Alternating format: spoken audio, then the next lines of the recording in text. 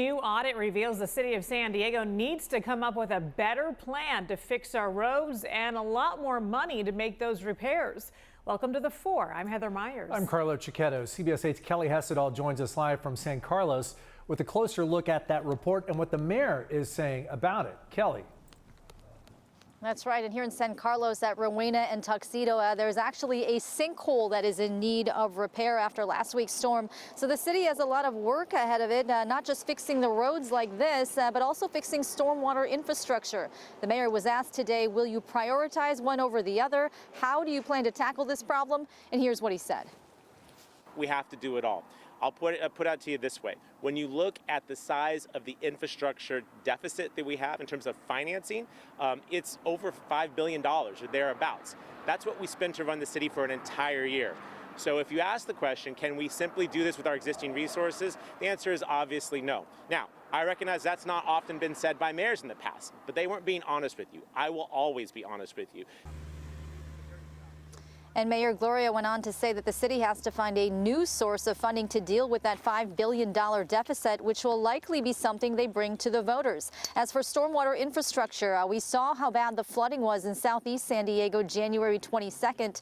So as you heard the mayor say, we need to fix it all, and we need to find a way to cover the cost, not just a temporary fix, but a long-term plan. So today the mayor unveiled a segment of Navajo Road that's been repaired. The cost to fix that 1 mile from Park Ridge Boulevard to Marjoram Avenue and Camino Estrellado carried a price tag of nearly $2 million.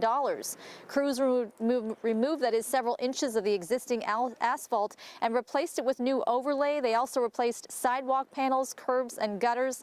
Mayor Gloria was asked, is infrastructure something we can get the federal government to help us with? Here's what he said. We do have federal dollars for this, and thanks to President Biden, we have more federal money than we've ever had to address our infrastructure.